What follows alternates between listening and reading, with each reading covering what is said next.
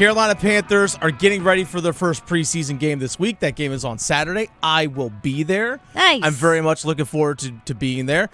So, 5 things for the Carolina Panthers as we head into joint practices on Wednesday and Thursday against the New York Jets and the preseason game on Saturday. All right, 5 things, observations and stuff from camp so far and just really from the weekend.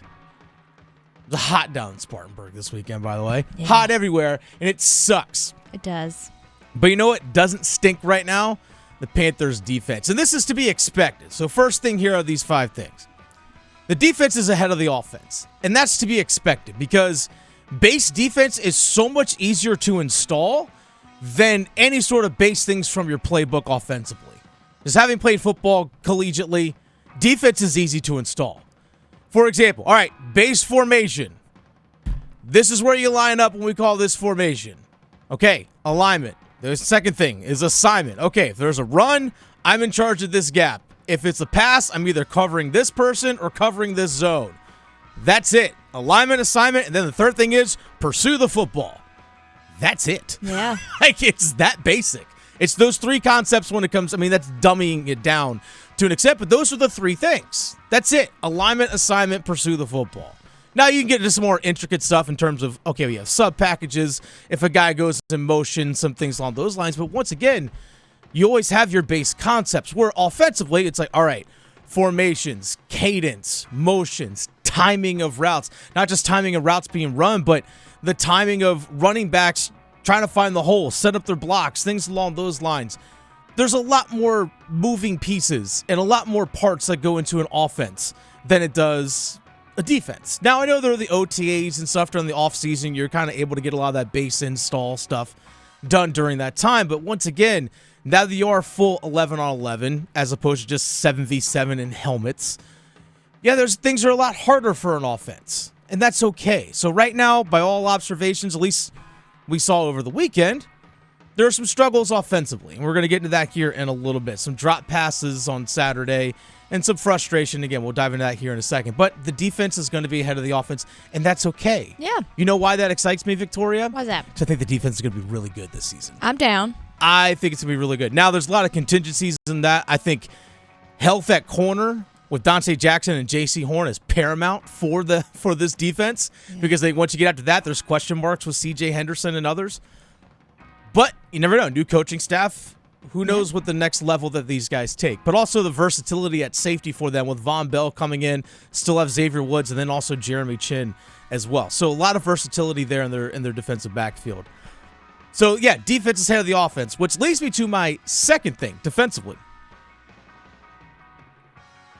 The big question up front for the Carolina Panthers on defense was, all right, who's going to step up as an edge rusher opposite of Brian Burns, right? Brian Burns is one of the best in the league. Yes. Simply put. I'm not going to sit there and rank dudes. I'm not going to do that. But he's one of the best in the league. He's just awesome. He's just awesome. Exactly. I'm not going to lie. Him wearing that 0. I know. It's sharp. It does. I'm not going to lie. It's pretty intimidating. I'm like, oh, who's this guy? Right. So the question is, opposite of Brian Burns, who's going to step up to be that guy? Now, Marquise Haynes has been dealing with an injury. They traded up in the 3rd round to draft DJ Johnson out of Oregon. They've got Yetur Gross-Matos, who's in his 4th year, kind of playing a different position as opposed to defensive end, now playing outside linebacker. Amari Barna, who they drafted in the 6th round last year. Okay, it's this hodgepodge of guys. Who's going to step up? Well, there's a couple veterans that were floating around out there. One of them being Justin Houston, who the Carolina Panthers just signed over the weekend. Justin Houston played with Baltimore last season, played with Frank Reich for a couple seasons in Indianapolis, so there is a familiarity there between head coach and player. But he signed with the Panthers this weekend as an edge rusher. He's not going to be an every down player, and that's okay.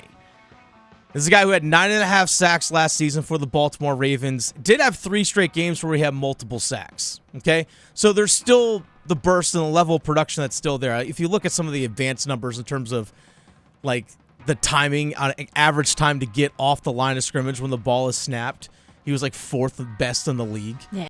Behind like Nick Bosa, Hassan Reddick, and I think it was Brandon Graham. And we all know Nick Bosa is one of the best edge rushers in the entire NFL. Carolina Panthers fans should know who Hassan Reddick is. He was pretty good that one year he was here at Carolina. So, yeah, he's up there in terms of that, but he's not going to be an every down player, and that's fine. And guess what? If it doesn't work out, you still had all those other guys that I had mentioned. But this gives you a little bit of veteran insurance. All right, let's get to the third thing. Bryce Young showed some frustration on Saturday. Oh, no. So Bryce, and you know what? That's okay.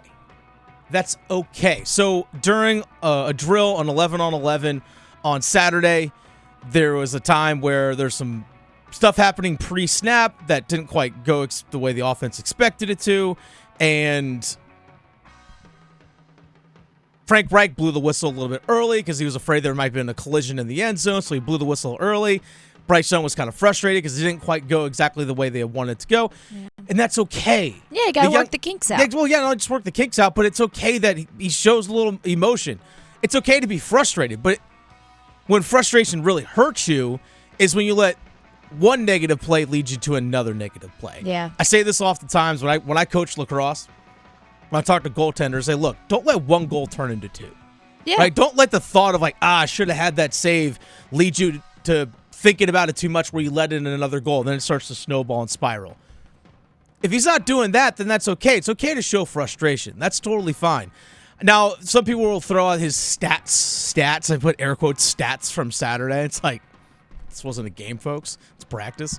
But he went 7 of 15 completing passes. Now, we got to add context to that, though. Bryce Young on Saturday. Yes, 7 of 15. You're like, oh, that's below 50%. I thought this guy was supposed to be great. 3 drop passes. 7 of 15 goes to 10 of 15. All of a sudden, like, wait a second. That's 66.7%. Right. That's Not much too better. bad. 2 of those drops were also in the end zone. Okay, so receiver, step it up. Which leads me to the third thing. The fourth thing. Mm-hmm. So third thing, Bryce Young got frustrated a little bit on Saturday, and that's okay. They said, you know what, defense won on Saturday. That's fine. I think the Carolina Panthers actually are off today because, again, they had joint practices with the Jets starting on Wednesday. Oh, boy. But that kind of ties into my first point. Defense is ahead of the offense right now, and that's fine. Yeah. That's okay as well. All right. Fourth thing, Victoria. Yes. Bryce Young's going to start the preseason game on Saturday. The big open secret. That Wow. I'm sorry. He's QB1. Of course he's going to start. Duh. Now, there's going to be... They have a plan. Frank Reich did say over the weekend that there is a plan on number of snaps and number of series that Bryce Young will take. But a lot of that's going to be determined on kind of the flow of the game, kind of feeling things out. So, for example, if they go out there and he has 2 drives where they put together like 8-10 plays and they look really good, so he gets about 20 offensive snaps in, maybe you call it after that. Yeah. Or maybe, you know what, they go 3 and out, you put him out there for a third series. I'm not entirely sure what the plan is for him. Maybe he plays the whole first half. We'll see. But the guy needs live reps and a live game. But you also have to balance it out of, and this is your franchise quarterback. You don't want this dude getting hurt. No. I don't want him out there playing with third-team offensive line. Yeah. That's the thing I don't want him to have. Now, it would not surprise me that the Jets, with a lot of the veterans on defense that are coming back, wouldn't surprise me if they don't play a lot of guys in the preseason game.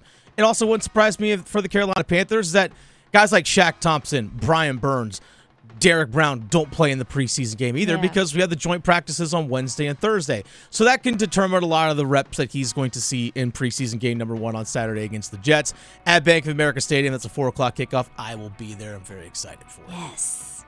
Let's lead me to my fifth and final thing. Okay.